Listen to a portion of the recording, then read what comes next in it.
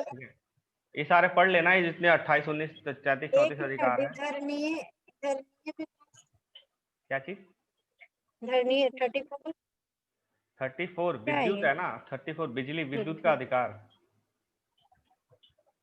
मतलब आपके घर में लाइट आनी चाहिए, बिजली आनी चाहिए, आपका अधिकार है, जीवन के अधिकार के अंदर आता है। उसके बगैर आप अच्छा जीवन नहीं जी सकते हो। जीवन जीना नहीं है, सिर्फ जीवन जीना नहीं है, एक अच्छा जीवन जीना है। ठीक है, तो आपको जो जो लगता है ना कि एक अच्छा जीवन जीने के लिए जरूरी है, वो जीवन के अधिकार के अंतर्गत आ जाएगा। ठीक है, वो जीवन के अंतर्गत, अधिकार के अंतर्गत आएगा। ठीक है। हेलो। हेलो। कैसे? चौथा क्या है हमारे इसमें? शिक्षा का अधिकार। तो ये पहले नहीं था। ठीक है, ये हमारे मूल जब संविधान बना था उस समय नहीं था। उस समय क्या था, 6 से 14 साल के बच्चे वाला जो पढ़ाई था वो डीपीएसपी में था, नैतिक नीति निर्देश में था। ठीक है, लेकिन अनुच्छेद 21 क में डाल दिया गया। तो क्या 21 क में क्या डाला गया है कि राज्य 6 से 14 वर्ष तक की उम्र के बच्चों को, किसका कुछ सबको डालना है? अच्छा डाल दिया है, राज्य 6 से 14 वर्ष तक के उम्र के बच्चों को निशुल्क और अनिवार्य शिक्षा उपलब्ध कराएगा। निशुल्क होगा और अनिवार्य होगा, देना ही देना है और फ्री में देना है। क्या डाल दिया 21 में? 21 का में शिक्षा का अधिकार डाल दिया कि 6 से 14 साल, ये उम्र याद रखना, 6 से 14 साल एग्जैक्ट यही उम्र है। ठीक है, 0 से 6 जो है वो अब नीति निर्देश में चला गया, और 6 से 14 कहाँ चला गया? आपका अधिकार यही में थोड़ी चला सी गया। कंफ्यूजन होते थे। ठीक है, पहले 6 से 14 था नीति निर्देश में भी, ये भी 6 से 14 में नीति निर्देश में था, लेकिन अब 0 से 6 नीति निर्देश में रह गया है कि आपको उसको प्ले स्कूल भेजना पड़ेगा, वो सब नीति निर्देश में है। ठीक है, लेकिन 6 से 14 का अधिकार कहाँ चला गया? ये 6 से 14 जो उम्र के बच्चे हैं उनके इनके शिक्षा का अधिकार कहाँ चला गया? अब मौलिक अधिकार में आ गया, 21 का के तहत आ गया है। ठीक है, इस प्रकार यह व्यवस्था केवल आवश्यक शिक्षा के एक मूल अधिकार के अंतर्गत न मूल अधिकार के अंतर्गत है, न कि उच्च एवं व्यावसायिक शिक्षा के संदर्भ में। सिर्फ मूल मूल शिक्षा, मतलब सिर्फ जो आवश्यक शिक्षा है 6 से 14 साल, ऐसा नहीं कि ग्रेजुएशन भी जरूरी सरकार करवाएगी फ्री में। ठीक है, जितना शिक्षा चाहिए जिससे कि बच्चा अपना मानसिक विकास कर ले और अपने बारे में अच्छी बुरे की समझ कर ले, उतनी शिक्षा अनिवार्य है उसके लिए और फ्री है पूरे देश में। ठीक है, कब आया था ये? 86वां संशोधन 2002 में संवैधानिक संशोधन किया गया, 86वां संशोधन, और उसके तहत 21 का जोड़ दिया गया। 21 क्या था? जीवन का अधिकार। उसी के अंतर्गत सुप्रीम कोर्ट ने कहा था कि शिक्षा का अधिकार भी इसी के अंतर्गत है, लेकिन 86वें संशोधन में वहां सरकार ने क्या किया कि इसको अलग से अधिकार ही बना दिया गया। ठीक है, इसको अलग से अधिकार बना दिया गया। यह संशोधन देश में सर्व शिक्षा, यानी सबको शिक्षा मिले, उस लक्ष्य में एक मील का पत्थर साबित हुआ है। अब क्या है कि कोई भी स्कूल किसी बच्चे को मना नहीं कर सकता कि वो फीस नहीं दे पा रहा इसलिए उसको एडमिशन नहीं मिलेगा। कोई भी सरकारी स्कूल या सरकार से अनुदान प्राप्त स्कूल या प्राइवेट स्कूल जिसमें कि सीटें रिजर्व होती हैं गरीब बच्चों के लिए, ठीक है ना, तो वो सब किसी को मना नहीं कर सकती बच्चों को। सरकार ने यह कदम नागरिकों के अधिकार के मामले में द्वितीय क्रांति की तरह उठाया है। ठीक है, क्या हो रहा है? इस संशोधन से पहले भी भाग 4 के अनुच्छेद 45 में, यानी कि नीति निर्देश में, भाग 4 क्या है? नीति निर्देश है ना, संविधान का भाग 4 क्या है? नीति निर्देश है। उसका अनुच्छेद 45 में लिखा गया था कि बच्चों के लिए निःशुल्क और अनिवार्य शिक्षा की व्यवस्था थी। यानी नीति निर्देश में क्या था कि सरकार को ये करना हेलो। चाहिए। कि इस संशोधन के पहले भी संविधान में भाग 4 के अनुच्छेद 45, भाग 4 क्या है? नीति निर्देश दिए गए। भाग 4 में नीति निर्देश का क्या होता मतलब होता है कि सरकार को ये काम करने चाहिए। चाहिए मतलब करना जरूरी नहीं, लेकिन लोगों की भलाई के लिए ये काम करने चाहिए, वो सब लिस्ट दे दी गई है। भाग 4 में कौन सी लिस्ट है? वो कामों की लिस्ट है सरकार को करना चाहिए। किस लिए? लोगों की भलाई के लिए। तो उन्हीं कामों में एक काम था अनुच्छेद 45 में कि सरकार को बच्चों के लिए निःशुल्क शिक्षा उपलब्ध करानी चाहिए।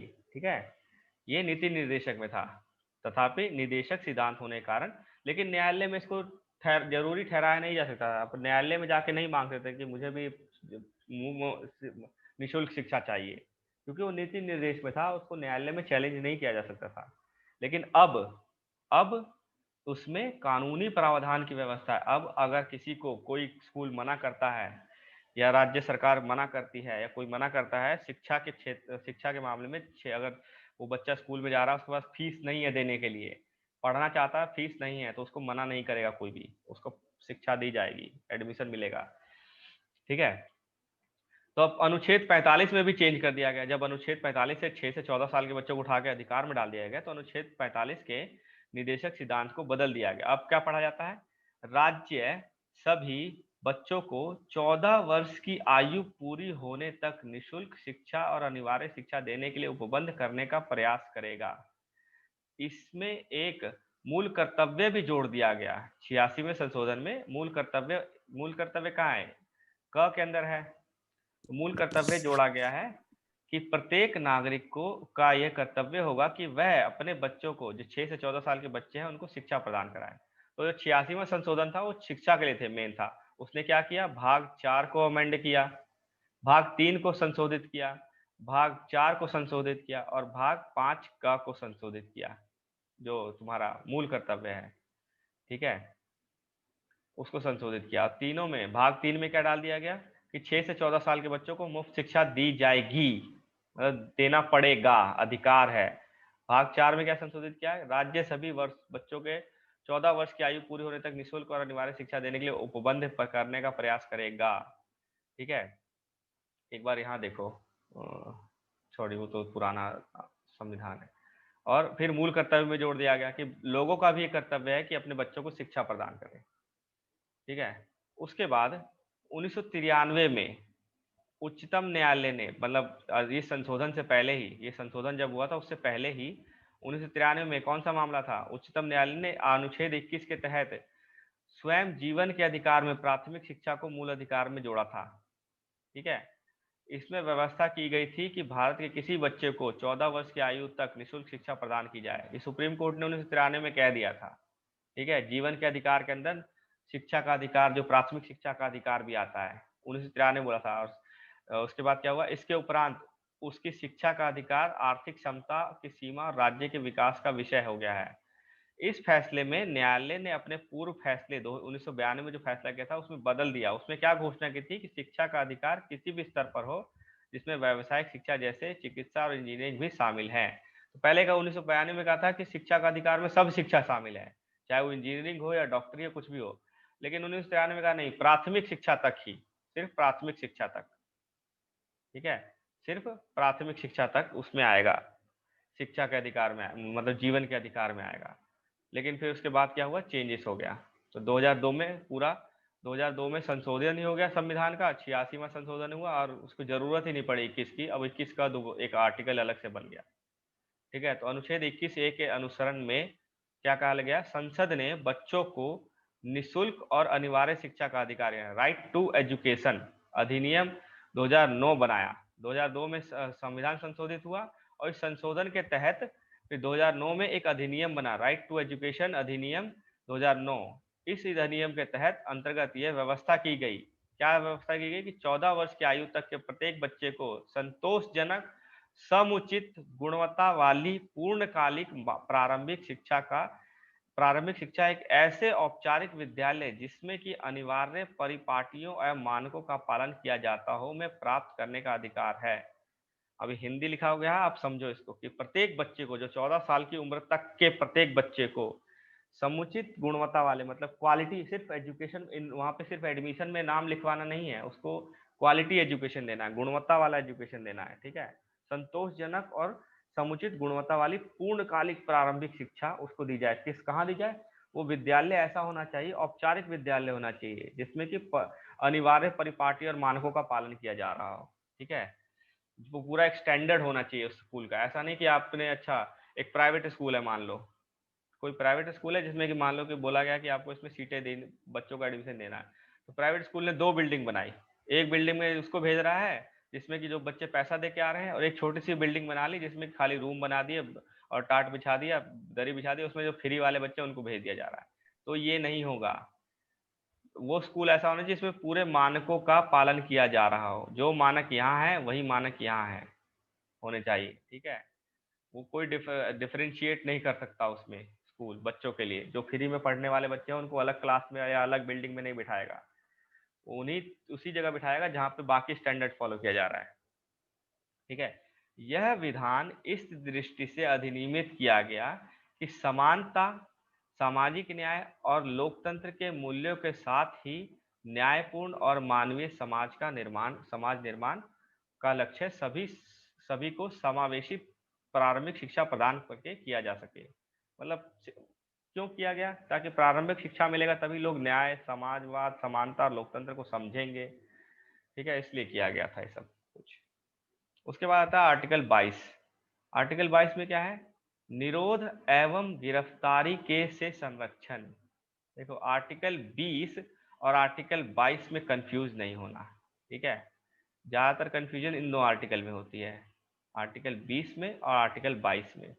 आर्टिकल 20 में क्या था कि एक्सेसिव मतलब ज्यादा किसी को मनमाना दंड नहीं दिया जा सकता, या ज्यादा दंड नहीं दिया जा सकता सजा का, ठीक है। मनमाना या ज्यादा दंड नहीं दिया जा सकता, दोहरा दंड नहीं दिया जा सकता किसी को। अगर कानून में दंड नहीं है तो दंड नहीं दिया जा सकता, और जब से कानून बना है तभी से उसको दंड माना जाए, उस कार्य को दंड माना जाएगा। ऐसा नहीं कि पीछे से किसी ने वो कार्य पहले किया हो उसको दंड दे। तो आर्टिकल 20 में वो था कि जुर्म हो गया है, दंड देना है, ठीक है, और दंड साबित हो गया, अब दंड देना है, ठीक है। उसमें था आर्टिकल 20। अब क्या है 22 में अलग चीज है, इसमें भी उसी से थोड़ा बहुत रिलेटेड है, लेकिन कंफ्यूज इसमें होता है, तो बच्चे इसमें कंफ्यूज हो जाते थोड़े से। तो अनुच्छेद 22 में क्या कहा गया है? किसी व्यक्ति की, क्या है, किसी व्यक्ति की को गिरफ्तारी एवं निरोध से संरक्षण प्रदान करता है, ठीक है। किसी भी व्यक्ति को गिरफ्तारी और निरोध से संरक्षण प्रदान करता है। अब इसमें दो तरह की हिरासत होती है, दो तरह की हिरासत की बात की गई है, ध्यान से सुनना इसको, ठीक है। हिरासत दो तरह की होती है, दंड विषयक यानी कठोर, और निवारक। अब इसको अलग से बताया गया है। दंड विषयक हिरासत एक व्यक्ति को दंड देती है जिसने अपराध स्वीकार कर लिया है, ये दंड विषयक हिरासत है, कि आपने किसी को गिरफ्तार किया और उसने स्वीकार कर लिया, यह साबित हो गया है और उसे अदालत में उसे दोषी ठहराया जा चुका है। निवारक क्या है? निवारक हिरासत जो है वो बहुत अलग कॉन्सेप्ट है, ठीक है ना, ये बहुत अलग कॉन्सेप्ट है, ज्यादा चर्चा में यही रहता है, ज्यादा चर्चा में यही रहता है निवारक हिरासत। मतलब कि जिसमें बिना सुनवाई के अदालत में दोषी ठहराया जाए, बिना सुनवाई के ही अदालत में दोषी ठहरा दिया जाए, वो होता निवारक हिरासत। इसका उद्देश्य क्या होता है कि भविष्य किसी व्यक्ति को इस निवारक हिरासत का उद्देश्य क्या है? किसी व्यक्ति को पिछले अपराध पर दंडित न कर भविष्य में ऐसे अपराध न करने की चेतावनी देना जैसा है। यानी केवल शक के आधार पर एहतियातन, जैसे आपने वो एक्ट पढ़ा है ना, जब महात्मा गांधी ने कुछ जलियांवाला बाग जो हुआ था उससे पहले कौन सा था, रॉलेट एक्ट। रॉलेट एक्ट का नाम सुना है ना, कि सिर्फ शक के आधार हाँ पर किसी, रॉलेट काला तो कानून। ब्रिटिश का क्या मानना था कि सिर्फ शक के आधार, मतलब हम किसी जुर्म को होने से रोकने के लिए कानून लाए हैं। ब्रिटिश का मानना ये था कि लोग जुर्म ना करें उससे पहले ही उसको अरेस्ट कर लिया जाए। तो निवारक हिरासत भी लगभग वही है, प्रिवेंटिव डिटेंशन, जुर्म होने से पहले ही उसको रोक दिया जाए, उसके लिए अरेस्ट करना, कि ये आदमी अगर कोई मर्डर करने जा रहा है, पुलिस को पता लग गया कि हाँ ये मर्डर करने जा रहा है, तो उसको अरेस्ट कर लेना, ठीक है ना। या फिर ये टेररिस्ट था, मतलब ये इंसान जो है टेररिस्ट बन सकता है, ठीक है, शक के आधार पर सिर्फ गिरफ्तार कर लेना, तो वो निवारक हिरासत होता है। दंड विषयक मतलब सब कुछ साबित हो चुका है, अब उसको गिरफ्तार करो, ठीक है, तो दंड विषयक होता है। निवारक हिरासत में अभी दंड साबित नहीं हुआ है, सुनवाई नहीं हुई है और उसको गिरफ्तार कर लिया गया है, ठीक है। तो अनुच्छेद 22 के दो भाग, अब हिरासत के दो कॉन्सेप्ट पढ़ लिया, अब आगे बढ़ना ही थोड़ा बड़ा टॉपिक है। अनुच्छेद 22 के दो भाग है। पहला भाग क्या है? साधारण कानूनी मामले संबंधित है, और दूसरा भाग निवारक हिरासत से संबंधित है, ठीक है। दूसरा भाग जो है वो निवारक हिरासत यानी प्रिवेंटिव डिटेंशन से, बिना शक के आधार पर गिरफ्तारी से संबंधित है। तो पहले भाग की बात करते हैं।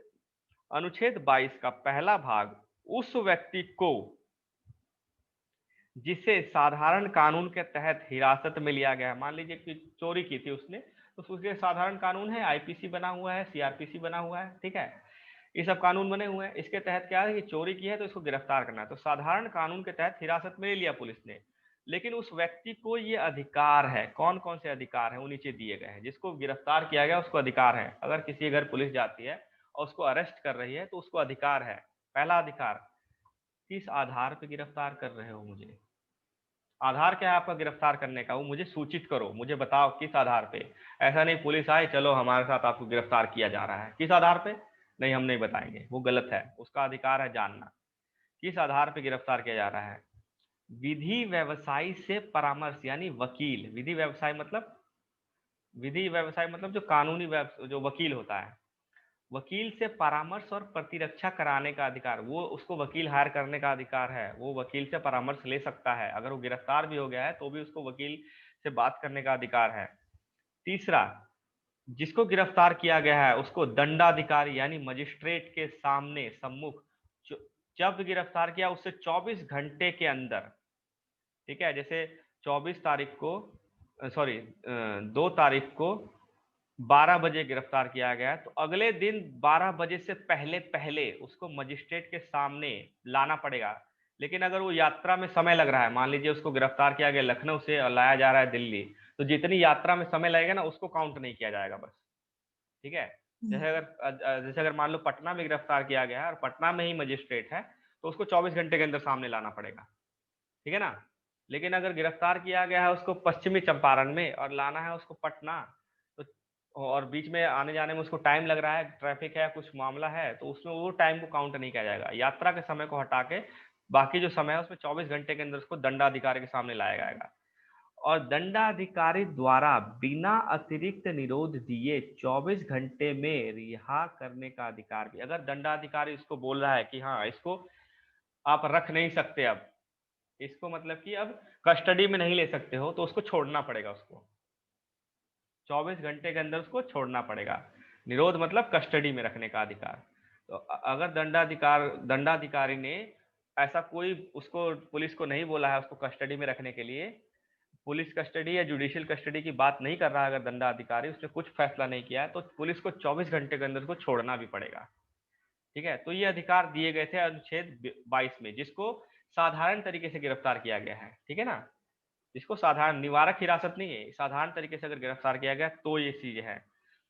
लेकिन यह सुरक्षा कवच, जो ये सुरक्षा कवच है, ये विदेशी व्यक्ति, सॉरी लाइन नहीं, ये विदेशी व्यक्ति या निवारक हिरासत कानून के अंतर्गत गिरफ्तार व्यक्ति के लिए उपलब्ध नहीं है, ये उनके लिए नहीं है। अगर आपको गिरफ्तार किया गया किसी को निवारक हिरासत में तो ये आपको अधिकार नहीं है, ठीक है। लेकिन पुलिस अगर बोल रही है कि प्रिवेंटिव डिटेंशन है तो आपको नहीं बताएगी किस आधार पर गिरफ्तार किया जा रहा है, ठीक है। वो पढ़ते हैं क्या है।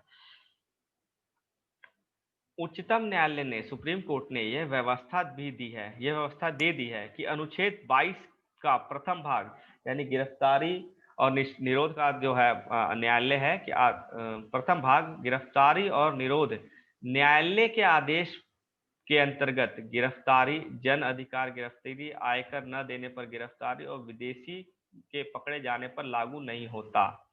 जो प्रथम भाग है, अगर मान लीजिए कि न्यायालय ने आदेश दिया है गिरफ्तार करने के लिए, ठीक है, या जन अधिकारी गिरफ्तारी है, ये आयकर नहीं दिया है उस बेस पे गिरफ्तार किया जा रहा है, तो उसमें लागू नहीं होगा ये सब चीजें, ठीक है। इसका प्रयोग केवल, इन सुरक्षाओं का प्रयोग केवल आपराधिक क्रियाओं या सरकारी अपराध प्रकृति एवं कुछ प्रतिकूल सार्वजनिक हितों पर हो सकता है। चोरी चकारी, मर्डर, उन सब चीजों के लिए इसका प्रयोग किया जा सकता है। लेकिन अगर मान लीजिए न्यायालय ने ऑर्डर पास किया है कि इसको गिरफ्तार किया जाना है, तो उसको फिर दंडाधिकारी या मजिस्ट्रेट वाला मामला नहीं चलेगा उसमें फिर, ठीक है। अगर न्यायालय ने ऑर्डर पास कर दिया है कि अरेस्ट करो इसको, जाके घर में जाके उसके, तो फिर वो सारा जो सुरक्षा कवच है ना उसका, मजिस्ट्रेट वाला, वो सब खत्म हो गया उसका, ठीक है। सिर्फ आपराधिक क्रियाओं के लिए और सरकारी अपराध प्रकृति ये सब चीजों के लिए है। लेकिन अब दूसरे भाग की बात करते हैं, अनुच्छेद 22 का दूसरा, तो अनुच्छेद 22 का दूसरा भाग जो है, जो का निवारक हिरासत है, उन व्यक्तियों को सुरक्षा प्रदान करता है जिन्हें दंड विषयक कानून के अंतर्गत गिरफ्तार किया गया है। यह सुरक्षा नागरिक और विदेशी दोनों के लिए उपलब्ध है। इसमें शामिल क्या क्या चीजें हैं कि व्यक्ति की हिरासत 3 माह से ज्यादा नहीं बढ़ाई जा सकती जब तक कि सलाहकार बोर्ड इस बारे में उचित कारण ना बताए। उसमें क्या था, 24 घंटे वाला मामला था। ठीक है, एक मिनट रुकना है। तो यहाँ पे क्या लिखा है कि व्यक्ति की हिरासत 3 माह से ज्यादा नहीं बढ़ा जा सकती। मतलब किसी को अगर निवारक हिरासत में गिरफ्तार किया गया है तो उसको मजिस्ट्रेट के सामने ले जा 3 महीने तक जेल में सीधा डाल सकते हैं, बिना मजिस्ट्रेट बिना सुनवाई के 3 महीने तक जेल में। हाँ, लेकिन 3 महीने से जब ज्यादा बढ़ानी है तो एक सलाहकार बोर्ड की जरूरत पड़ती है। अब ये क्वेश्चन आता है कि निवारक हिरासत में अगर व्यक्ति की हिरासत 3 महीने से ज्यादा बढ़ाई जा रही है तो किससे परमिशन लेनी पड़ती है, मजिस्ट्रेट से, जिला अधिकारी से, सलाहकार बोर्ड से, या प्रेसिडेंट से, या राज्यपाल से, जो भी ऑप्शन है। तो मजिस्ट्रेट नहीं है, उसमें सलाहकार बोर्ड है एक। ठीक है, इसमें सलाहकार बोर्ड है और इस बोर्ड में क्या होंगे, उच्च न्यायालय में हाई कोर्ट के न्यायाधीश होंगे। ठीक है, निवारक हिरासत में है, उसमें क्या था कि नॉर्मल हिरासत में क्या था कि 24 घंटे के अंदर मजिस्ट्रेट के पास ले जाते थे। निवारक हिरासत में था कुछ नहीं, 3 महीने के लिए सीधा जेल में डाल देंगे। लेकिन 3 महीने बाद क्या होगा, सलाहकार बोर्ड से लेना पड़ेगा फैसला कि आगे बढ़ाएं हिरासत की नहीं बढ़ाएं।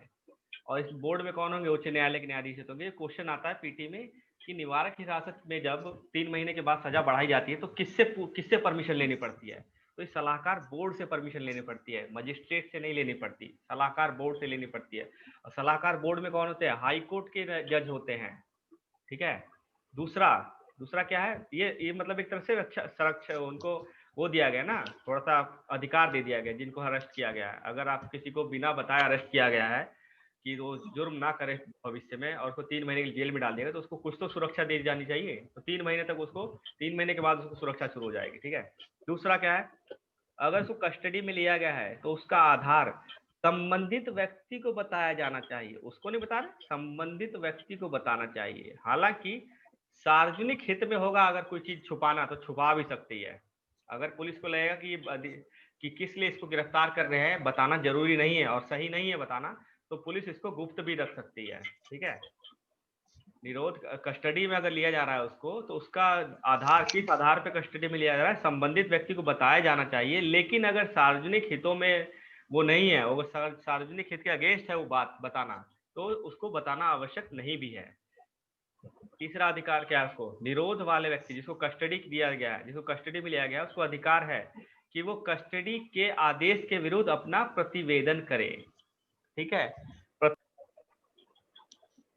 अपील कर सकता है, प्रतिवेदन कर सकता है। 3 अधिकार दिए गए हैं जिनका प्रिवेंटिव डिटेंशन होता है, जिनको निवारक हिरासत में लिया गया है तो उनके लिए अलग अधिकार हैं। जिनको नॉर्मल अधिकार कानून के तहत हिरासत में लिया गया उनके अधिकार अलग हैं। ठीक है, जैसे चोरी चकारी में अगर चोरी करने के खिलाफ केस में लिया गया है ना, तो उसको क्या है, 24 घंटे के अंदर मजिस्ट्रेट के सामने ले जाओ। अगर तो मजिस्ट्रेट उसको कहता है कस्टडी नहीं बढ़ाने के लिए, उसको छोड़ना पड़ेगा। ये सब चीजें हैं। तो अनुच्छेद 22 संसद को यह भी बताने के लिए अधिकृत करता है कि पहला, किन परिस्थितियों के अधीन और किस वर्ग या वर्गों के मामले में किसी व्यक्ति को निवारक निरोध का उपबंध करने वाली किसी विधि के तहत 3 मास की अवधि के लिए सलाहकार बोर्ड की राय प्राप्त करनी चाहिए, प्राप्त किए बिना विरुद्ध नहीं किया जाएगा। ठीक है, संसद को यह बताने के लिए भी अधिकृत करता है। अनुच्छेद 22 में संसद को और भी पावर दे दी गई है थोड़ी सी। संसद को यह बताने के लिए अधिकृत करता है कि ऐसी कौन सी परिस्थितियों में या कौन से मामलों में किसी व्यक्ति को अगर निवारक निरोध का उपबंध कराने वाले किसी व्यक्ति को गिरफ्तार किया गया है तो जिस विधि के तहत किया गया है